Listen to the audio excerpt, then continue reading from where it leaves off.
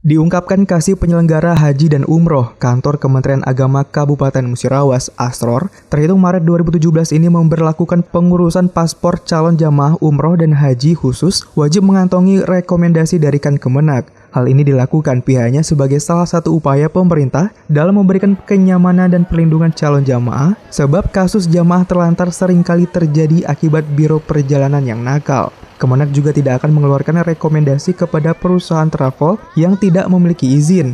Dan begitu juga pihak imigrasi tidak akan membuatkan paspor calon jemaah tersebut jika tidak memiliki rekomendasi dari Kemenak. Surat rekomendasi ini menjadi salah satu syarat dalam pembuatan paspor.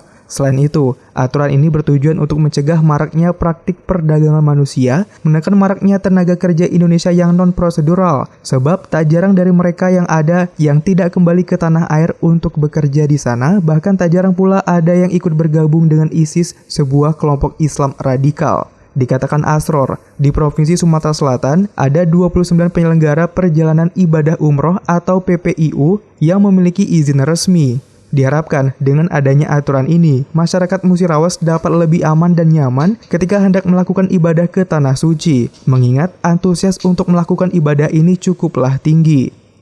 Untuk mengontrol bahwa jamaah umroh tersebut memang betul-betul melaksanakan ibadah umroh, tidak ada tujuan lain.